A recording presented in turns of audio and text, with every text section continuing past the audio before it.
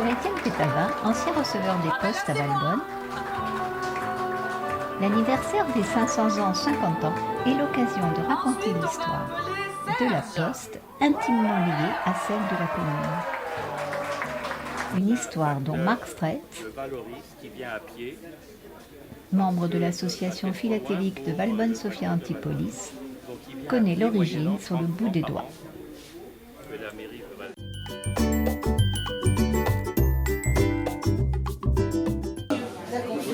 La première boîte rurale de Valbonne, elle date de 1932. La boîte rurale, c'était une boîte relevée par le facteur de Grasse qui venait à pied, qui avait une clé qui ouvrait la boîte aux lettres. Dans cette boîte aux lettres, il y avait un petit cachet qu'il prenait et qu'il tamponnait les lettres qu'il y avait dedans au départ. Et c'était un petit tampon qui était propre à cette boîte pour l'année.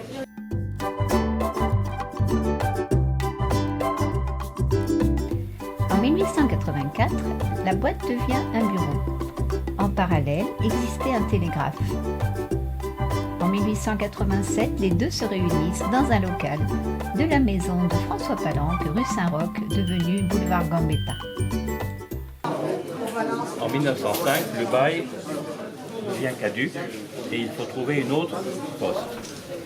La poste s'installe alors en haut de la Grande Rue, où elle restera jusqu'à 1945. Ensuite, c'est la maison Onimus, boulevard Carnot, qui prend le relais.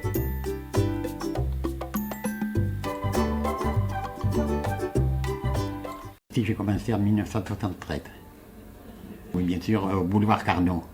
Hein. C'était un petit bureau, on était trois préposés et deux employés.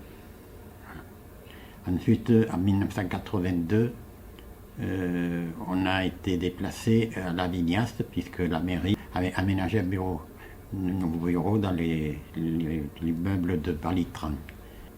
Il faut dire qu'on distribuait aussi Place Cassier et Opio. Les préposés se déplacent alors en voiture, sauf le facteur du village, comme Alain Baroero, qui fera la tournée à pied durant 35 ans.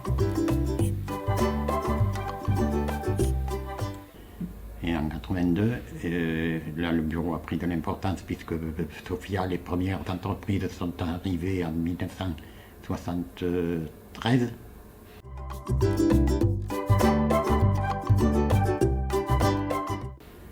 Alors, après, le bureau s'est avéré trop petit et on a créé le bureau de Garbegère.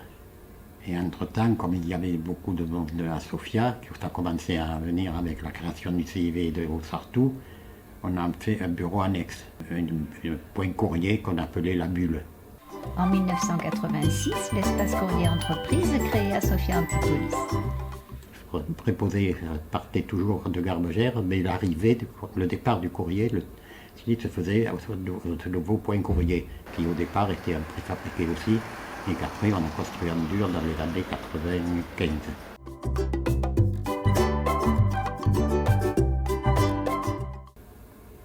Voilà, donc l'évolution ça a grandi à mesure avec Sophia. Quand Étienne Pétavin part à la retraite en 1993, les postes et télécommunications se sont déjà scindés entre d'un côté la Poste et de l'autre France Télécom qui deviendra Orange. Notre rôle c'était la Poste, c'est plus comme maintenant où c'est presque un commerce, hein. C'est une épicerie maintenant la Poste.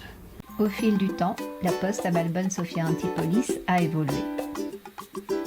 S'est modernisée, comme le bureau de Garbegère, avec des hauts et des bas.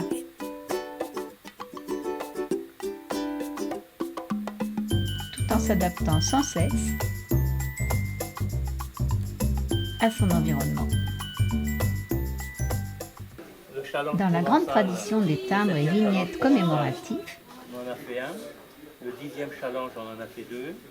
un timbre va marquer cette année 2019 des 500 ans, 50 ans. À côté d'un timbre d'applaudissement et Les deux histoires sont liées à l'image de ce logo qui retrace bien cette histoire commune. Voilà. Le timbre des 500 ans du village et des 50 ans de Sophia Antipolis a été présenté le 8 mars 2019 à la ferme Vermont.